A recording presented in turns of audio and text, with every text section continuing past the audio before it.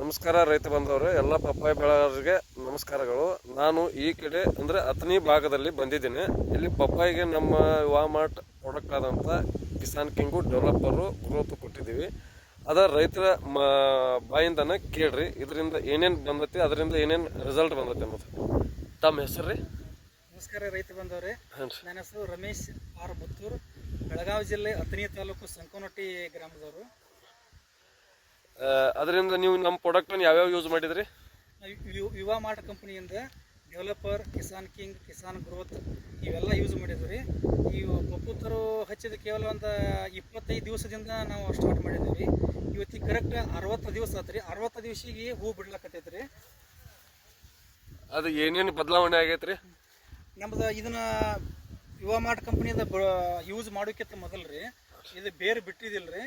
ಇದನ್ನು ಯೂಸ್ ಮಾಡ್ಲಿಕ್ಕೆ ಹತ್ತಿದ ಬೆಳೆ ಕರ್ಕೊಂಡು ಫುಲ್ ಬೇರೆ ಬಿಡ್ತೀರಿ. ಈಗ ಪಸಂದ ಇಷ್ಟು ಒಳಗೆ ಒಂದು 2-3 ಫೂಟ್ ಬೇರೆ ಎಲ್ಲ ಕಡೆ ಸ್ಪ್ರೆಡ್ ಏನಾಗೈತೆ ರೀ. ಮತ್ತು ಹೆಲ್ದಿದಾವ್ರಿ, ಮತ್ತು ಎಲ್ಲಿ ಅಡಾಗಲ್ಲ, ಮತ್ತು ತ್ರಿಪ್ಸ್ ಇಲ್ಲ, ಅಗದಿ ಫಲ ಚಲೋ ಐತ್ರಿ. ಇದನ್ನು 3 ಸರ್ತಿ ಡ್ರಿಂಚಿಂಗ್ ಮಾಡೀನಿ, 3 ಸರ್ತಿ ಸ್ಪ್ರೇ ಮಾಡೀನಿ. ಇದು ಔಷಧ ಕಂಪ್ನಿ ನಮಗೆ ಚಲೋ ಅನಿಸೈತೆ ರೀ.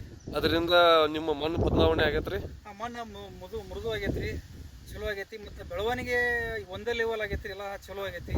ಮತ್ತು ಫುಲ್ ಹೆಲ್ದಿ ಐತಿ, ಎಲ್ಲಿ ಅಡಾಗಲ್ಲ ಬದಾವ್ರಿ, ಫುಲ್ ಅಡಾಗಲ್ದಾವ್ರಿ. ಮತ್ತು ಹೂ ಸೆಟ್ಟಿಂಗ್ ಆಗೈತಿ ರೀ. ನಾವು ಕಂಪ್ನಿ ಈ ಎಲ್ಲ ಪ್ರಾಡಕ್ಟ್ಗೆಲ್ಲ ನಮ್ಗೆ ಚಲೋ ಅನಿಸೈತಿ.